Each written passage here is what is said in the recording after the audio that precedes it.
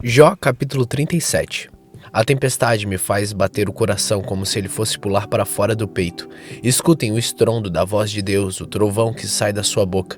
Ele solta relâmpagos por todos os lados do céu e de uma ponta da terra até a outra. Então ouve-se o rugido da sua voz, o forte barulho do trovão, e durante todo o tempo os relâmpagos não param de cair. Deus troveja com a sua voz maravilhosa. Ele faz grandes coisas que não podemos compreender. Deus manda que caia neve sobre a terra e também fortes pancadas de chuva. Assim faz com que as pessoas fiquem em casa sem poderem trabalhar, para que todos saibam que é Ele quem age. Os animais entram nas suas tocas e ali ficam escondidos. As tempestades violentas vêm do sul e o frio vem do norte. O sopro de Deus congela as águas, que assim ficam cobertas de gelo.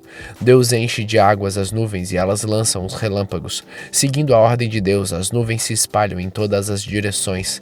Elas fazem tudo o que Deus manda, em toda parte, no mundo inteiro. Deus faz cair chuva sobre a terra ou para castigar a gente, ou para mostrar quem tem amor por nós. Jó, pare um instante e escute. Pense nas coisas maravilhosas que Deus faz. Será que você sabe como Deus dá ordem para que os relâmpagos saiam brilhando das nuvens? Você sabe como as nuvens ficam suspensas no ar? Isto é uma prova do infinito conhecimento de Deus. Será que você que fica sufocado de calor na sua roupa antes de vir a tempestade de areia trazida pelo vento sul? Será que você pode ajudar a Deus a estender o céu e fazer com que fique duro como uma placa de metal fundido? Ensine-nos o que devemos dizer a Ele, pois não somos capazes de pensar com clareza. Eu não teria o atrevimento de discutir com Deus, pois isso seria pedir que Ele me destruísse. Não é possível ver o sol quando está escondido pelas nuvens, mas ele brilha de novo, depois que o vento passa e limpa o céu. No norte vemos uma luz dourada, e a glória de Deus nos enche de profunda admiração. Não podemos compreender o Todo-Poderoso, o Deus de grande poder. A sua justiça é infinita, e Ele não persegue ninguém. Por isso as pessoas o temem, e Ele não dá importância aos que acham que são sábios.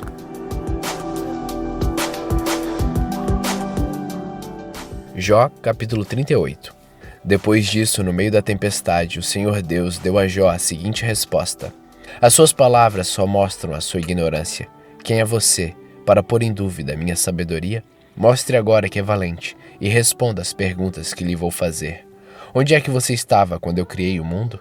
Se você é tão inteligente, explique isso. Você sabe quem resolveu qual seria o tamanho do mundo e quem foi que fez as medições? Em cima de que estão firmados as colunas que sustentam a terra? Quem foi que assentou a pedra principal do alicerce do mundo? Na manhã da criação, as estrelas cantavam em coro e os servidores celestiais soltavam gritos de alegria. Quando o mar jorrou do ventre da terra, quem foi que fechou os portões para segurá-lo? Fui eu que cobri o mar com as nuvens e envolvi com a escuridão.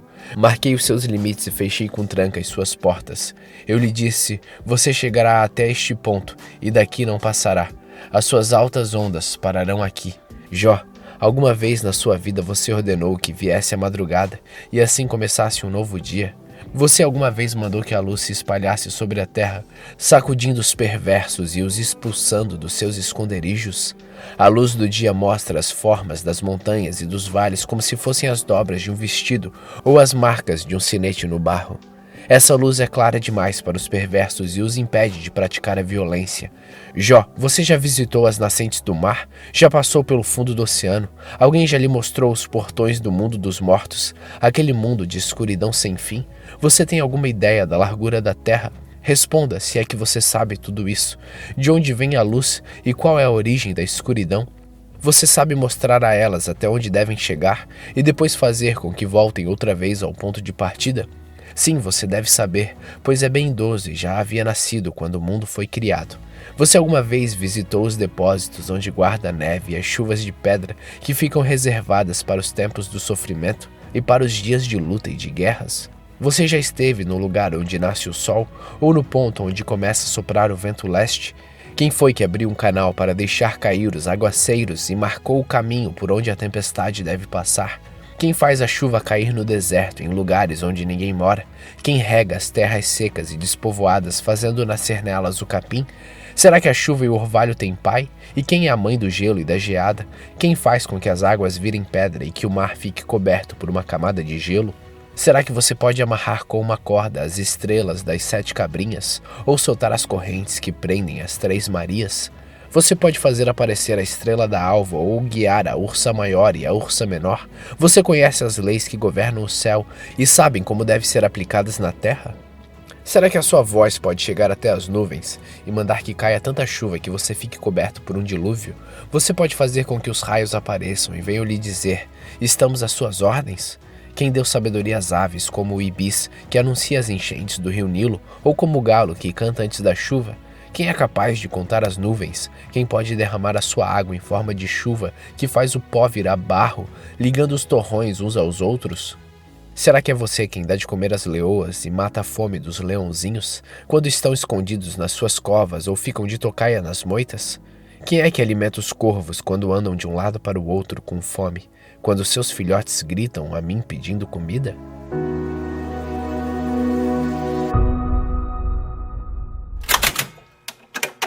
Salmos capítulo 59.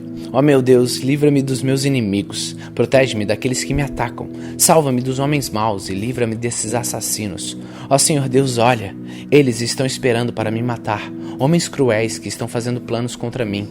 Mas não é por causa de qualquer pecado ou maldade que eu tenho feito, nem por causa de alguma falta que eles têm pressa de me atacar. Ó Senhor Deus Todo-Poderoso, levanta-te e vem me ajudar. Vê, ó Deus de Israel, acorda e castiga as nações pagãs. Não tenhas penas desses traidores perversos. Quando anoitece, eles voltam e rodeiam a cidade, rosnando como cachorros. A língua deles fere como espada. Eles gritam insultos e ameaças e pensam que ninguém está ouvindo. Mas tu zomba deles, ó Senhor. Tu ri de todos os pagãos. Ó Deus, eu confio no teu poder. Tu és a minha fortaleza. Com o seu amor, o meu Deus virá ao meu encontro. Ele fará com que eu veja a derrota dos meus inimigos. Ó Deus, não acabe de uma vez com os meus inimigos, para que o meu povo não esqueça da maldade deles. Ó Senhor, nosso escudo espalha-os com teu poder e derrota-os. Todas as vezes que falam, os meus inimigos pecam, que eles sejam apanhados no seu próprio orgulho. Eles amaldiçoam e mentem. Por isso, peço que os destrua quando tiveres irados e que sejam destruídos completamente. Aí todos saberão que Deus governa em Israel e que o seu reino se estende pelo mundo inteiro. De noite, os meus inimigos voltam e rodeiam a cidade, rosnando como cachorros. Eles andam pela cidade como cachorros, procurando o que comer, e uivam se não encontram comida que chegue. Porém, eu cantarei a respeito do teu poder. De manhã louvarei bem alto o teu amor, pois tu tens sido uma fortaleza para mim, um refúgio nos meus dias de aflição. Eu te louvarei, ó Senhor, meu defensor. Tu és a minha fortaleza, tu és o Deus que me ama.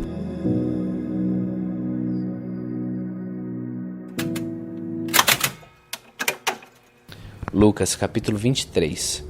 Em seguida o grupo todo se levantou e levou Jesus para Pilatos.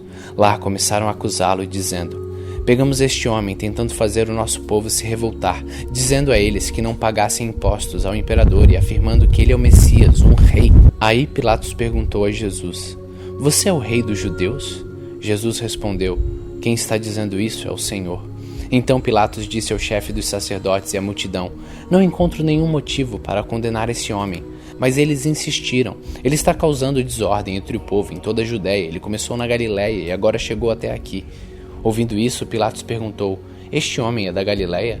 Quando soube que Jesus era da região governada por Herodes, Pilatos mandou para ele, pois Herodes também estava em Jerusalém naquela ocasião. Herodes ficou muito contente quando viu Jesus, pois tinha ouvido falar a respeito dele, fazia muito tempo que queria vê-lo. Ele desejava ver Jesus fazer algum milagre. Então fez muitas perguntas a Jesus, mas ele não respondeu nada. Os chefes dos sacerdotes e os mestres da lei se apresentaram e fizeram acusações muito fortes contra Jesus. Herodes e os seus soldados zombaram de Jesus e o trataram com desprezo. Puseram nele uma capa luxuosa e mandaram de volta para Pilatos. Naquele dia, Herodes e Pilatos, que antes eram inimigos, se tornaram amigos. Pilatos reuniu o chefe dos sacerdotes e os líderes judeus e o povo e disse: vocês me trouxeram este homem e disseram que ele está atiçando o povo para fazer uma revolta. Pois eu já lhe fiz várias perguntas diante de todos vocês, mas não encontrei nele nenhuma culpa dessas coisas do que vocês o acusam. Herodes também não encontrou nada contra ele, por isso ele mandou de volta para nós. Assim é claro que este homem não fez nada que mereça a pena de morte. Eu vou mandar que ele seja chicoteado e depois o soltarei. Na festa de Páscoa, Pilatos tinha o costume de soltar algum preso, a pedido do povo. Aí toda a multidão começou a gritar: mate esse homem, solte Barrabás para nós. Barrabás tinha sido preso por conta de uma revolta na cidade por assassinato. Então Pilatos, querendo soltar Jesus, falou outra vez com a multidão. Mas eles gritavam ainda mais: crucifica-o, crucifica-o! E Pilatos disse pela terceira vez: mas qual foi o crime dele? Não vejo neste homem nada que faça com que ele mereça pena de morte. Vou mandar que ele seja chicoteado e depois o soltarei. Porém eles continuaram a gritar bem alto, pedindo que Jesus fosse crucificado, e a gritaria deles venceu. Pilatos condenou Jesus à morte como pediam. Soltou o homem que eles queriam, aquele que havia sido preso por causa da revolta e de assassinato, e entregou Jesus para fazerem com ele o que quisessem. Então os soldados levaram Jesus no caminho. Eles encontraram um homem chamado Simão, da cidade de Cirene, que vinha do campo. Agarraram Simão e o obrigaram a carregar a cruz, seguindo atrás de Jesus. Uma grande multidão o seguia. Nela havia algumas mulheres que choravam e se lamentavam por causa dele. Jesus virou-se para elas e disse: mulheres de Jerusalém, não chorem por causa de mim, mas por vocês e pelos seus filhos, porque chegarão os dias em que todos vão dizer: felizes as mulheres que nunca tiveram filhos, que nunca deram à luz e que nunca amamentaram. Chegará o tempo em que todos vão dizer às montanhas: caiam em cima de nós, e dirão também aos montes: nos cubram. Porque se isso tudo é feito quando a lenha está verde, o que acontecerá então quando ela estiver seca? Levaram também 2 criminosos para serem mortos com Jesus. Quando chegaram ao lugar chamado A Caveira, ali crucificaram Jesus, e junto com ele os 2 criminosos, um à sua direita e o outro à sua esquerda. Então Jesus disse: Pai, perdoa essa gente, eles não sabem o que estão fazendo. Em seguida, tirando sorte com dados, os soldados repartiram entre si as roupas de Jesus. E o povo ficou ali olhando, e os líderes judeus zombavam de Jesus, dizendo: ele salvou os outros, que salve a si mesmo, se é de fato o Messias que Deus escolheu. Os soldados também zombavam de Jesus. Chegavam perto dele, lhe ofereciam vinho comum e diziam: se você é o rei dos judeus, salve a você mesmo. Na cruz, acima da sua cabeça, estavam escritas as seguintes palavras: este é o rei dos judeus. Um dos criminosos que estavam crucificados ali insultava Jesus, dizendo: você não é o Messias, então salve a você mesmo e nos salve também. Porém o outro o repreendeu, dizendo: você não teme a Deus? Você não está debaixo da mesma condenação que ele recebeu? A nossa condenação é justa. Por isso estamos recebendo o castigo que nós merecemos por causa das coisas que nós fizemos. Mas ele não fez nada de mal. Então disse: Jesus, lembre-se de mim quando o Senhor entrar no paraíso. Jesus respondeu: eu afirmo a você que isso é verdade. Hoje mesmo você estará comigo no paraíso. Mais ou menos meio-dia, o sol parou de brilhar, e uma escuridão cobriu toda a terra até as 3 horas da tarde, e o véu do templo se rasgou pelo meio. Aí Jesus gritou bem alto: Pai, nas tuas mãos eu entrego o meu espírito. Depois de dizer isso, ele morreu. Quando o oficial do exército romano viu o que havia acontecido, deu glória a Deus, dizendo: de fato, este homem era inocente. Todos os que estavam reunidos ali para assistir àquele espetáculo viram o que havia acontecido e voltaram para casa, batendo no peito em sinal de tristeza. Todos os amigos de Jesus e as mulheres que o tinham seguido desde a Galileia ficaram de longe, olhando tudo aquilo. Havia um homem chamado José, da cidade de Arimateia, da região da Judéia. Ele era bom e correto e esperava a vinda do reino de Deus. Fazia parte do Conselho Superior, mas não tinha concordado com o que o Conselho havia feito e resolvido. José foi e pediu a Pilatos o corpo de Jesus. Então tirou o corpo da cruz e enrolou num lençol de linho. Depois o colocou num túmulo cavado na rocha, que nunca havia sido usado. Isso foi na sexta-feira, e já estava para começar o sábado. As mulheres que haviam seguido Jesus desde a Galileia foram com José e viram o túmulo e como Jesus tinha sido colocado ali.